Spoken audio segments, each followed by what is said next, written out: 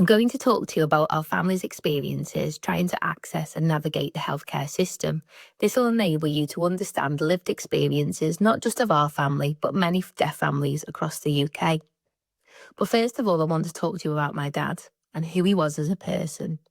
He was an amazing dad, an amazing grandfather, and an amazing friend. He was a proud British Sign Language user who was educated in the Royal School for the Deaf, Manchester. He was an aircraft engineer with a career spreading over 45 years. Imagine the joy he felt when he returned to his school, showing them the newspaper cuttings that he'd won Apprentice of the Year award, showing these to the teachers who told him he'd never amount to anything because he couldn't read or write. Evidently gave him much joy. Later on in his career, he decided he wanted to become a teacher, but the local college would not allow him to access the course as they were not willing to pay for British Sign Language interpreters to be present. My dad arranged for a peaceful protest at an upcoming visit for the now King Charles. King Charles heard his plea and arranged for interpreters to be present, and he enjoyed a successful career for many years teaching British Sign Language. And that was him. That was my dad. He never took no for an answer, and he never let others see him as any different or incapable because of his language differences. He taught us never to take no for an answer and to never let things go, which is why we set up that Deaf Health and Justice with the aim to educate the public and also health professionals about the legal duties that are required to ensure that deaf people have equal access to healthcare.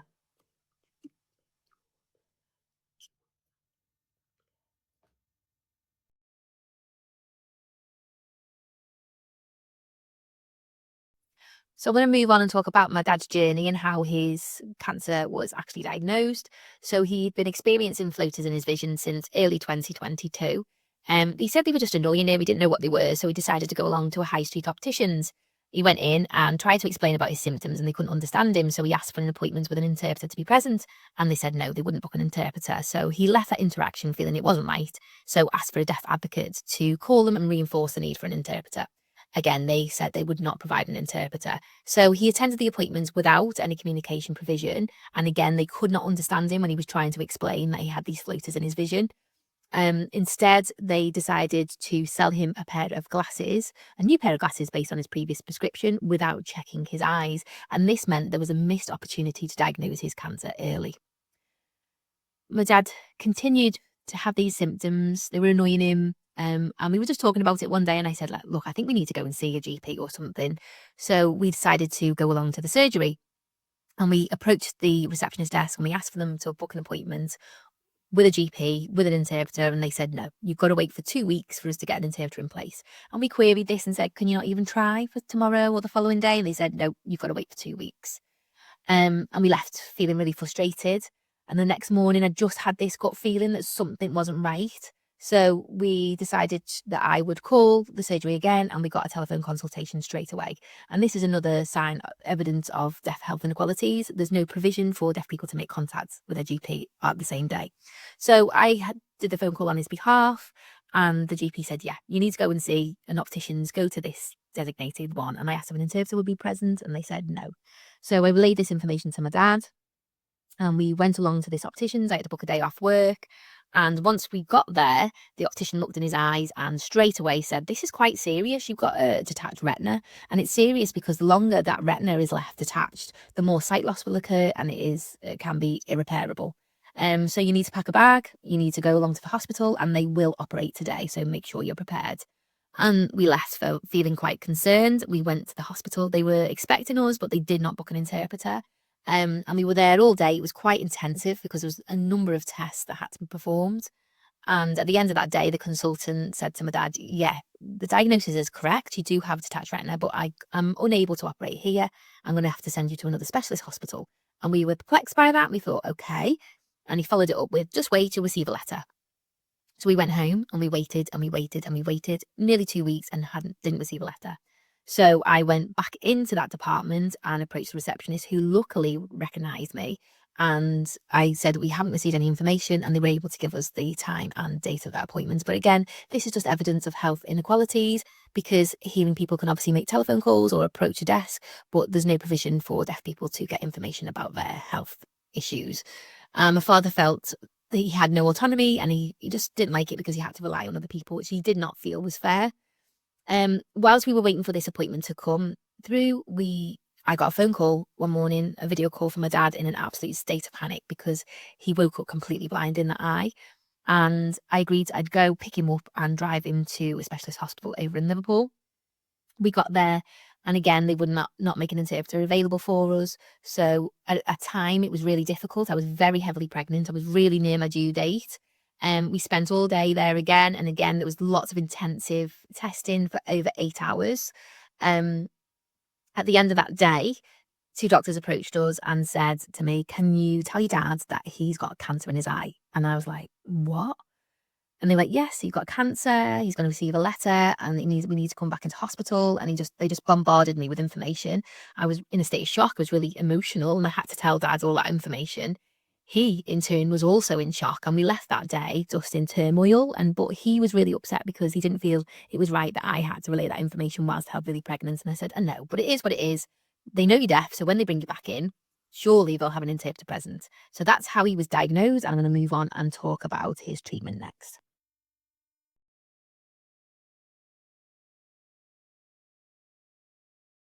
So I'm going to talk about my dad's treatment journey and actually what happened to him throughout that journey. You need to remember, by this point, he'd actually been through 2 opticians, a GP, and 2 hospitals, and had yet to see a sign language interpreter. Before we went into any appointment, we never knew if there was going to be an interpreter there or not. And the NHS relied heavily upon my father's ability to bring a family member with him to translate at those appointments. The NHS also provided my father with a lot of information in written English, and written English was not accessible for my father. Like many deaf people, he had a limited understanding of written English because his first language was British Sign Language, with English being his second language, and those languages are completely different. And I ask you, how many people do you know can speak a second language fluently?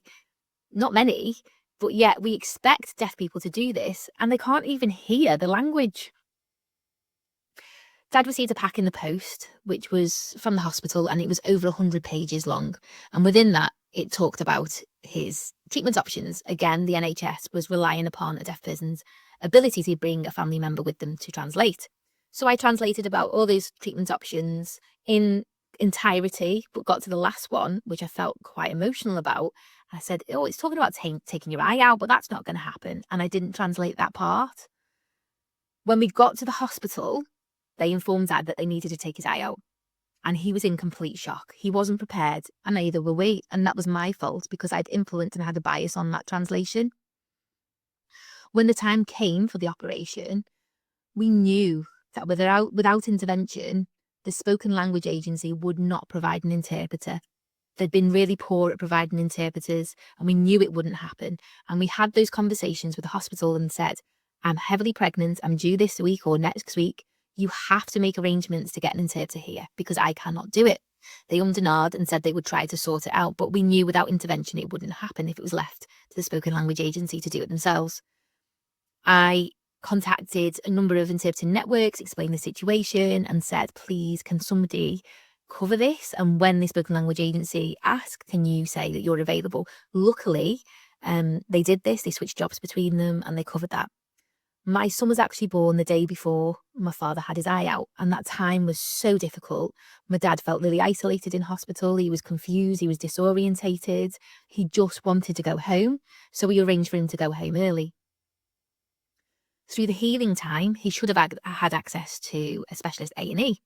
And we tried to phone ahead and say, "He's on his way. Can you please start looking for an interpreter for him?" We did that twice. We asked twice, and the receptionist said to us, "No, we can't book an appointment." And we said, "No, we're not asking you to book an appointment. We're asking you to make a reasonable adjustment." And she had said, "My mum's hard of hearing and I go with her to all her appointments. Why can't you?" I felt so guilty. I felt like such a bad daughter.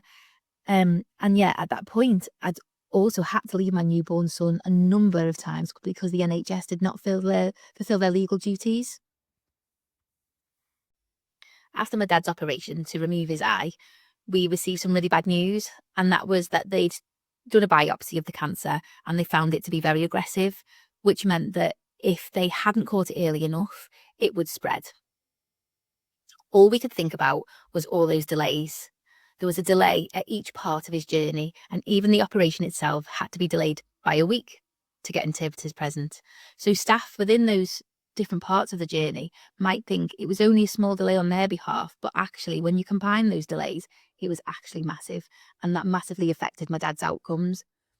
We were really upset about this, and whilst we were waiting for an NHS scan to see if the cancer had spread, we decided to go for a private scan, which could be done earlier. We informed them beforehand that Dad would be in attendance with his daughter and was a profoundly deaf BSL user. We knew there wouldn't be an interpreter present because we already had that experience in the NHS. When we got there, they stopped me from going in with him. And they said that I was not allowed to go with him to interpret. And we said, this is great. It's a great policy to have that family aren't allowed to translate. But where is the interpreter? If you delay, you're going to cause a massive effect on my father's mental well-being. He wants to know now whether this cancer has spread. They refused, and my father had to go in by himself. And my dad, throughout his life, wasn't somebody who would go to GPs or hospitals. He'd never had an inpatient stay before he had the operation to remove his eye. He'd never been on a drip or anything like that. So a CT scan was quite a big experience for him. He had a really bad experience, and when he left, he was really dysregulated. Because of that experience, we wrote a letter of complaint and sent that to the hospital. The private hospital read our complaint and responded, stating that they did not agree because their staff felt the interaction had gone well.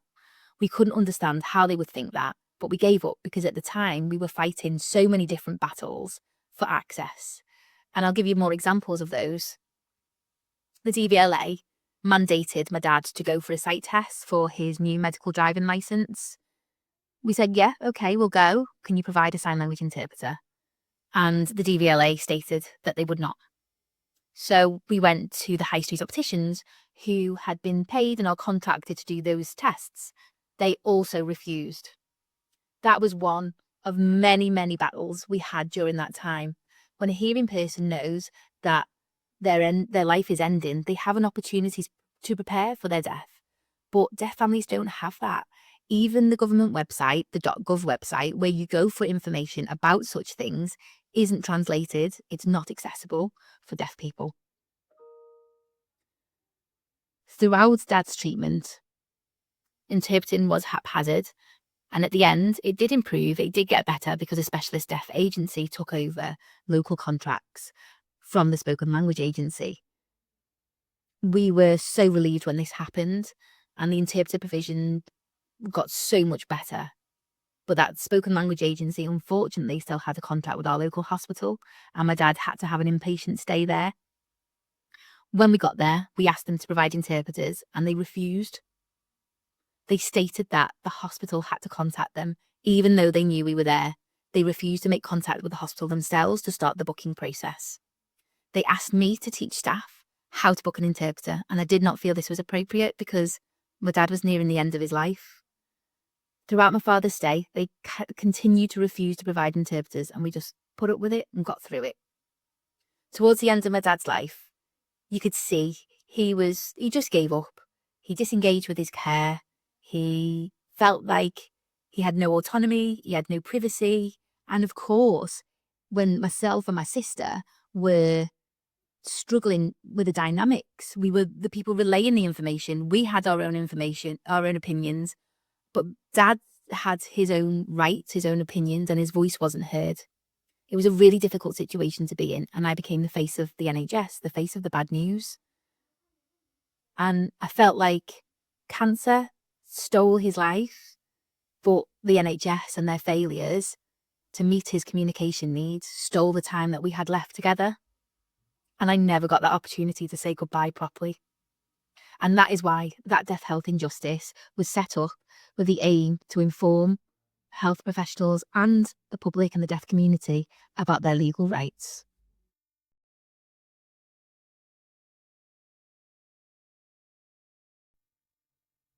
So I'm really happy to report a number of successes and updates from the campaign work that I've been doing.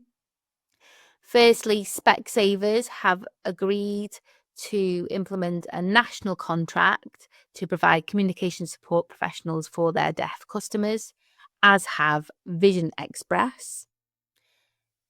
I raised a formal complaint with the DVLA about the experiences of my father, and they agreed that they will ensure that interpreter provision is made for all their mandatory sight tests, and their current contractor, Specsavers, is already in agreement and have those contracts in place.